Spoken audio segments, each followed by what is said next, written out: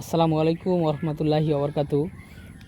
সুপ্রিয় দর্শকবৃন্দ, এই মুহূর্তে দেশ ও দেশের বাইরে থেকে যারা আজকে আমাদের এই ভিডিওটি দেখছেন সকলকে আন্তরিক শুভেচ্ছা অভিনন্দন জানাচ্ছি।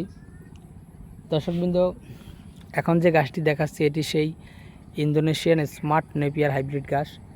এই গাছটি মূলত গরু, ছাগল, ভেড়া, মহিষ কিংবা গারল যে কোনো গবাদি পশুর জন্যই আপনারা চাষ করতে পারেন।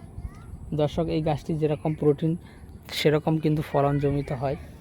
দর্শক, এই গাছটি বর্তমানে বাংলাদেশে অনেক খামারি এই গাছকে কিন্তু ঘাসের রাজা বলে থাকেন। দর্শক, আসলে ঘাসের রাজা বলে কোনো ঘাস আসলে নেই। এর আগে যখন স্মার্ট নেপিয়ার গাছটি বাংলাদেশে আসার আগে অনেকেই জারা ঘাসকে কিন্তু ঘাসের রাজা বলেছিলেন, যে জারা ঘাসই হচ্ছে ঘাসের রাজা।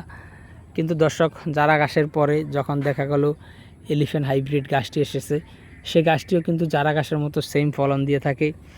এবং তারপরে যখন এই স্মার্ট নেপিয়ার গাছটি এসেছে, স্মার্ট নেপিয়ারটি কিন্তু আসলে প্রচুর ফলন হয়, কিন্তু এটি কিন্তু ওই জারা ঘাস কিংবা এলিফ্যান্ট হাইব্রিড ঘাসের মতো লম্বা হয় না। সে কারণে এটি লম্বা কম হওয়ার কারণে এখন অনেকেই এই গাছকে ঘাসের রাজা অনেকে বলেছেন এবং এখন বলতে রাজি না। তো দর্শক, আমরা আসলে কোনো গাছকেই ঘাসের রাজা বলতেছি না। অর্থাৎ আমাদের কাছে বর্তমানে যে কোনো হাইব্রিড ঘাস বলেন না কেন, সকল প্রকার হাইব্রিড ঘাসের কাটিং কিন্তু বর্তমানে আমাদের কাছে রয়েছে।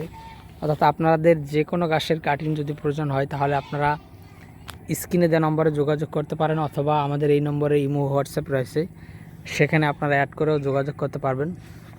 তো দর্শক, যে কোনো ঘাসের কাটিংয়ের জন্য আপনারা ফোন করতে পারেন, অথবা যে কোনো কৃষিভিত্তিক কিংবা খামার ভিত্তিক পরামর্শের জন্য আপনারা ফোন করতে পারেন।